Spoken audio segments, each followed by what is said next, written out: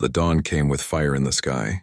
Twin suns rose over Valoria, spilling gold and crimson across the peaks of the mountains. The circle of flame stood ready, a great arena of stone and metal where the trial had been held for generations. Its walls shimmered faintly with energy fields, and at its heart burned a roaring flame that never went out. Alara stood at the edge, her hand resting on her sword. The runes along its surface pulsed with faint light as if alive. She felt their steady rhythm, almost like a heartbeat, reminding her that she was no longer only herself. She carried something older, something greater. Around her, thousands gathered once more. Not only the Iron Fang clan, but rival clans as well. Warriors in armor of different colors and markings filled the stands, each clan waiting to see if the human envoy would survive. Some hoped she would succeed, believing the legends of the first line. Others prayed she would fail, for her victory would change everything they knew about their place in the galaxy. The Keeper of the Flame, an elder wrapped in red robes, raised his staff high. His voice boomed, amplified by the ancient technology hidden in the stones. By the law of the ancestors, the trial begins. The runes have chosen. Let the flames test their truth. Alara stepped forward. Her heart pounded, but her face remained calm. She entered the arena and passed through the archway of fire. The air shimmered around her, and in an instant the world changed. The trial of flames was not a simple test of strength. It was a living gauntlet, shaped by ancient machines and runes older than memory.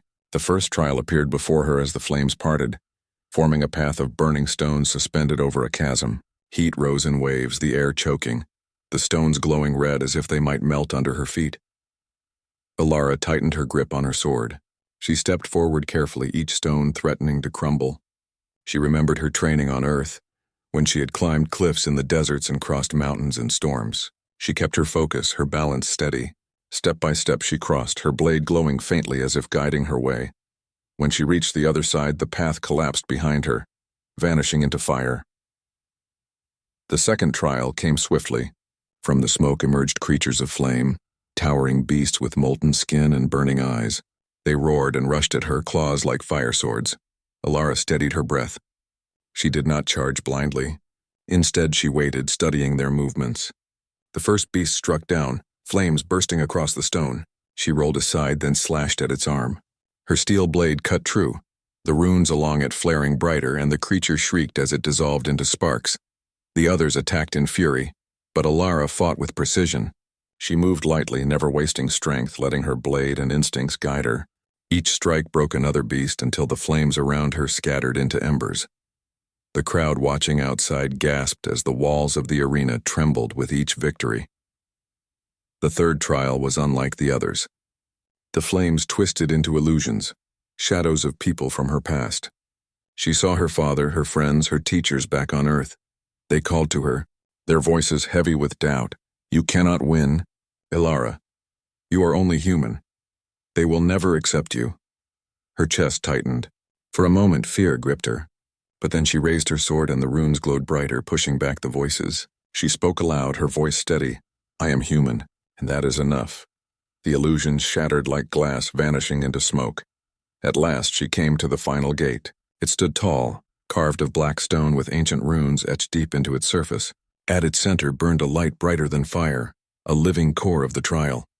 The runes on her sword blazed brighter than ever before. She touched the gate with her blade, and the light poured into it. A voice echoed, not in the air but in her mind. It was old, deep, and layered with power, seed confirmed. Line restored. Authority recognized. The flames of the trial died instantly. The beasts vanished, the heat faded, and the arena stood silent. The gate opened and Alara stepped through. When she emerged into the daylight, her sword glowing like a star, the entire arena erupted. Thousands of warriors gasped, cried out, and then, slowly, like a wave, fell to their knees. The Iron Fang clan bowed first, pressing their foreheads to the stone. Then the rival clans followed, one after another, until the entire gathering of warriors knelt before her. Kalen stood among them, his face pale with awe. Slowly he too bent the knee. Lord Vanar rose, his voice trembling but clear. The trial has spoken. The rune-bearer is revealed. The first line walks among us again. The crowd roared, their voices shaking the mountains. Alara raised her sword high. She felt the weight of their kneeling, the weight of history itself pressing upon her shoulders. Yet she did not feel pride alone, she felt responsibility. She spoke, her words carried by the same runes that had guided her. I did not come here to rule you. I did not come here to take your honor. I came as a human, as one who believes in standing beside others, not above them. If the runes have chosen me, then I will use this gift not to command, but to unite. The clans listened in silence, and then their roar returned, this time not in fear, but in acceptance. From that day forward, wherever the clans of Valoria marched, they bowed first before the humans of Earth. No longer were Terrans mocked as weak newcomers. They were remembered as the hidden seed, the origin of the runes, the forgotten power reborn. And at the heart of it all stood Alara, the envoy who had come only to defend her people's honor, and instead became the one who changed the galaxy's memory forever. The circle of stone had never been so quiet. Thousands of eyes remained fixed on the glowing blade in Alara's hand. She stared at it, her breath uneven, her mind searching for answers she could not find. The runes, those strange symbols that belonged to the Iron Fang clan, had leapt to her sword, alive and burning. Kalen still stood before her, his palm bleeding lightly where she had cut him. His face, however, showed no anger now. Instead, there was fear, disbelief, and something that looked almost like reverence. His hand shook as he lowered his weapon, eyes locked on the runes that pulsed along Alara's plain Terran steel. The keeper of the circle finally spoke, his voice carrying across the hushed arena. The runes, they have chosen. Gasps broke out among the crowd. The warriors of the Iron Fang clan looked at each other. Then slowly, reluctantly, they knelt. Not to Kalen, their heir, but to Alara, the outsider, the human envoy who should have been forgotten after this duel. Alara's stomach twisted. She had not asked for this. She had not even wanted this fight. Yet now warriors with centuries of tradition bowed to her, as if she carried the blood of their gods. The keeper raised his staff. The duel is ended. The runes have spoken. By the law of Valoria, no blade may strike her again. Kalen clenched his jaw but said nothing. He bowed his head, more to hide his confusion than to show respect. His clan members followed, pressing their foreheads to the stone. Alara sheathed her glowing sword, her heart heavy. She had defended her people's honor, yes, but this was no victory. This was something deeper, something she could not yet understand. That night, the elders of the Iron Fang clan summoned her to their great hall of runes. It was a towering chamber carved into the side of a mountain, its walls lined with massive slabs of black stone, each etched with glowing marks. Fires burned in metal braziers, their smoke twisting up into the night sky through vents above. Kalen stood near the entrance, his hand bound where her blade had cut him. His eyes followed her as she entered, but he did not speak. The eldest among them, Lord Vanar, rose from his seat at the head of the hall. His voice was deep, heavy with age and memory. Human, the runes do not awaken lightly. They are bound to blood, to the line of the first. For generations they have answered only to us. Yet when your blade touched my son, the runes recognized you. Alara bowed her head slightly. I did not mean to take what belongs to you. I came only to defend Earth's honor. Whatever happened, I do not understand it. Lord Vanar's eyes narrowed. He motioned for her to step closer. Show us your sword. Alara drew her weapon. Though plain and forged without alien technology, the runes still glowed faintly across its steel, pulsing with life like a heartbeat. The elders gasped softly, whispering to one another. One of them, a woman with silver hair braided down her back, spoke in awe. This is no accident. The runes have slept for centuries, waiting for the first line. They have chosen her. Kalen finally spoke, his voice low and edged with disbelief. She is human. Her people are not of the clans. How can this be? The elders ignored him. They led Alara to the great mural at the center of the hall. The wall rose high, covered with carvings of warriors standing beneath twin suns, blades raised, runes shining bright. At the base of the mural, a figure was carved differently from the rest, simpler, less ornate, but standing at the heart of them all. Lord Vanar gestured toward it. The first line, the one from whom all warriors are descended. The legends say the first did not come from Valoria. They came from beyond the stars, carrying the fire of creation within them. Alara's hand trembled slightly as she touched the wall. Her translator implant buzzed faintly in her ear, catching fragments of the ancient language inscribed there. She froze when she heard the words. The voice whispered, Origin seed. Terran, her heart skipped. She turned to the elders. Terran, that is us. That is Earth. The hall erupted in murmurs. Some elders nodded in grim recognition, while others shook their heads in denial. Kalen stepped forward, his jaw tight. You would claim my people's heritage? You would steal the very core of who we are? Ilara met his eyes. I claim nothing. I did not ask for this. But the runes, they seem to know me, just as they knew your ancestors. The silver-haired elder raised her hand. Then there is only one way to prove the truth. The Trial of Flames. If she survives, she is the rune-bearer, rightful of the first line. If she fails, the rune's choice is an error, and the clans may cast her aside. The words hung heavy in the hall. The Trial of Flames was a rite older than memory, a gauntlet of fire and spirit designed to test the very soul of a warrior. Few survived it. None who were false ever had. Ilara exhaled slowly. She had no wish for trials or titles, but she could see the truth. If she refused, the clans would never believe. Humanity would forever be seen as pretenders. If she faced the trial and failed, Earth would lose its chance for respect. But if she survived, everything would change. I accept, she said softly. Kalen's eyes widened. You cannot, but the elders had already spoken. So it shall be. At dawn, the Trial of Flames begins. That night, Ilara stood alone in the chamber they gave her. Her sword rested on the table, runes glowing faintly as if breathing with her. She sat on the floor, staring at it, her thoughts heavy. Her AI translator whispered again, replaying the fragments it had captured from the runes. Seed confirmed. Terran origin. Authority bound. The word sent chills down her spine. Could it be true? Could humanity truly be connected to the origins of these clans? If so, then Earth was not just a newcomer to the stars. It was part of a story that had begun long before anyone remembered. Outside, the chants of the Iron Fang filled the night air as they prepared for the trial. Some sang in reverence, others in defiance, but all would be watching at dawn.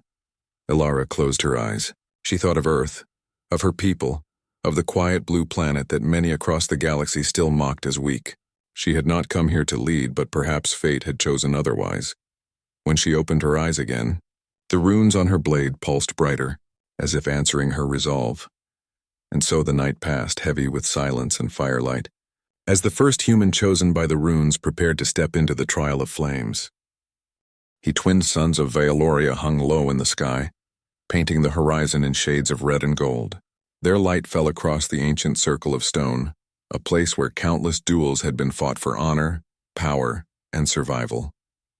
The wide arena was ringed with towering stone pillars, each carved with the glowing runes of warriors who had once claimed victory within these walls. Today, thousands of eyes watched in silence, waiting for the next name to be written in history. Kalen, heir to the Iron Fang clan, stood tall at the center. He was broad-shouldered, his armor of black plates marked with jagged patterns that showed his bloodline. In his right hand, he carried his clan-forged blade, long and curved, the runes etched along its surface glowing faintly with a steady light. His people believed these runes carried the spirit of their ancestors, guiding their strikes and granting them strength. For Kalen, the duel was more than just combat. It was a chance to remind the galaxy of his clan's supremacy. Across from him stood Ilara. She was human, and by the standards of the Iron Fang warriors, she looked plain. No glowing armor, no intricate symbols of heritage, only a simple combat suit of dark gray and a steel blade strapped to her back. Her sword was unadorned, forged on Earth in a workshop with fire and hammer, not born of ancient alien relics. To the crowd, it looked laughably primitive.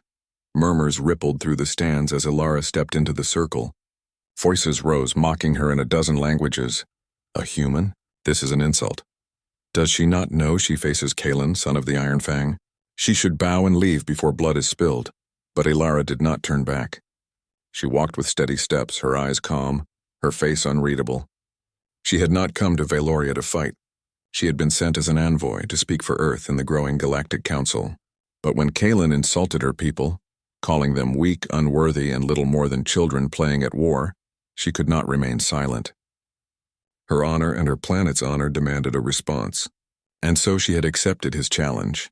The circle's keeper, an elder wrapped in ceremonial robes, raised a hand. His voice rang out across the arena. amplified by the runes carved into the stone. By the laws of Valoria, this duel shall decide the claim of honor. No clan may interfere. No word may break the silence once the blades are drawn. Let the spirits watch and let the truth be carved in stone. Kalen lifted his blade in salute, his runes burning brighter. He looked at Alara with disdain. You will regret standing here, human. When I finish, your people will bow as well. Alara drew her sword. The plain steel reflected the twin suns, but no glow, no rune, no ancient spirit marked it. She only gave a small nod. Then let us see the truth. The keeper lowered his hand and the duel began. Kalen moved first, his steps powerful and sure. His blade swept forward in a strike meant to overwhelm. Alara raised her sword to block, the clash ringing out sharp and loud. Sparks flew as rune-forged steel met Terran steel. The crowd cheered, expecting Kalen's strength to shatter her defense. But Alara held firm. Kalen pressed harder, his strikes fast and brutal. He had fought in many duels before and believed this would be no different. Yet each time he swung, Alara stepped just enough to the side, turned her wrist just enough to deflect or ducked just in time. She did not waste energy. She did not rush. She simply endured, her eyes never leaving his. Minutes passed. The crowd grew restless. They had expected the human to fall quickly, but instead she danced around Kalen's fury. Her movements were simple, but they carried precision. Kalen growled in frustration. You delay the inevitable. He feinted left and swung right, his blade glowing with a surge of power. Alara shifted her weight and blocked, though the force sent her sliding across the stone floor. She stumbled but regained her balance, her sword steady in her hands. The duel stretched on. Sweat glistened on Kalen's brow. His strikes grew heavier, angrier. Alara remained calm, conserving her strength. She had studied duels before, not with rune blades, but with human fighters who relied on speed, patience, and endurance. She knew Kalen's pride would push him to overextend. And then the moment came. Kalen lunged, his blade aimed for her chest. Alara sidestepped, faster than he expected, and twisted her wrist. Her steel edge grazed across his palm, cutting the flesh beneath his gauntlet. It was not a deep wound, only a shallow line of red across his hand. But the moment the blade touched him, the world seemed to change. The runes along Kalen's blade flared bright, not with his will, but with hers. The symbols glowed as if awakened, spreading from his weapon to hers. For an instant, the plain Terran steel shone with ancient light, runes blazing along its length, though none had ever been carved there. The crowd gasped as one. Silence fell like a heavy cloak. Alara froze, staring at her sword. She had no idea what had just happened. The runes pulsed alive, responding not to Kalen but to her. Kalen stepped back, his eyes wide with shock. He looked at his palm, at the cut, and then at her glowing blade. His voice trembled as he spoke. This cannot be. All around, the Iron Fang warriors who had mocked her earlier began to kneel one by one, first in confusion, then in reverence. They pressed their heads to the stone, their bodies trembling. The recognition was clear. The runes had chosen. Alara's chest tightened. She had come only to defend her people's honor, not to steal anyone's legacy. Yet as she stood in the circle of stone, her blade shining with the power of ancestors she had never known, she realized the galaxy would never look at her or humanity the same way again. And so the duel ended, not with Kalen's victory, nor with Alara's defeat, but with a silence heavier than war and a revelation greater than any words could carry.